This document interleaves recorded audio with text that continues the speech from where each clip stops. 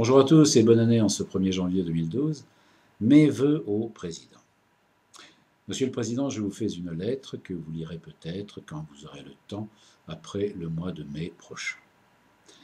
Après avoir subi vos vœux depuis trop longtemps, à mon tour de vous les transmettre. Les vœux de Nicolas au soir du 31 décembre, un moment sans intérêt habituellement, mais historique cette année, puisque c'étaient les derniers vœux selon certains, les vœux ultimes selon les autres. Nos routes se croiseront sans doute dans quelques mois, lorsqu'écarté du pouvoir élyséen, vous viendrez désœuvré flâner dans les couloirs du nouveau siège de l'UMP que j'admirais hier encore en faisant mes courses de réveillon. Une voie de garage, disent les anciens du quartier, puisque le 238 rue de Vaugirard abritait il n'y a pas si longtemps un garage Renault. Ce sigle UMP en bleu, blanc, rouge qui donne envie de changer de couleur et d'en choisir une seule, le noir par exemple. Mais ne vous méprenez pas, la symbolique des couleurs, on met ce qu'on veut dedans. Le noir, ce n'est pas que l'anarchie, c'est aussi la couleur des vêtements d'Ardisson. Alors pour en revenir au caveau de la République, et puisqu'en cette période de crise, on peut se laisser aller aux vœux, un des derniers délires qui ne coûte rien et qui n'engage que ceux qui y croient, je vais souhaiter plein de choses à notre président sur le départ.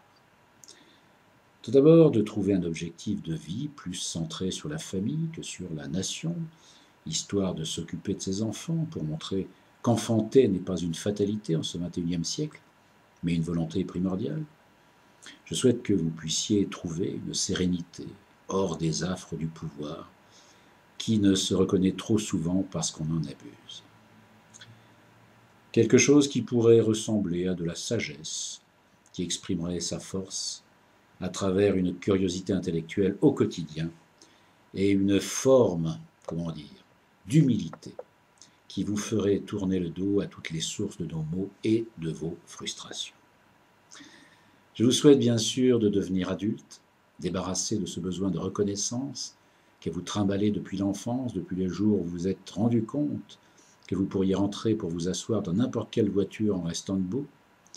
Ce besoin de reconnaissance avec les compensations et les colères qui vont avec, qui aurait pu être jugulé chez n'importe quel psy si vous aviez pris soin d'écouter un avis médical sérieux.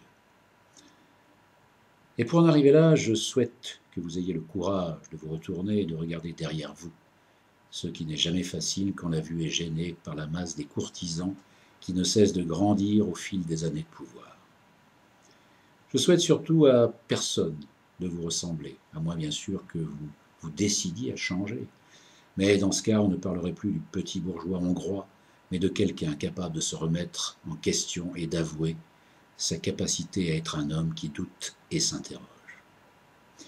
Si j'ai fait référence à la Hongrie, n'y voyez aucune connotation particulière, d'autant que la Hongrie reste chère à mon cœur. À ce sujet, je souhaite que vous preniez le temps de découvrir quelques grands noms de la littérature hongroise que j'ai eu, dans une autre vie, le bonheur d'éditer. Des grands noms que vous avez peut-être ignorés, Babic, Kostolany, Karinti, Morix, Nemeth, Marai, Horkheim et les autres. Mais pour lire ces auteurs, il faut sans doute être délivré des soucis de briller en société pour combler les trous de sa culture. Je vous souhaite surtout une autre vie en 2012, qui pourrait par là même augurer une autre vie pour les Français. En attendant, pour tous les petits soldats qui vous entourent, qui continuent à faire croire que la sortie de crise passe par votre génie politique, je dirais, et encore, bravo.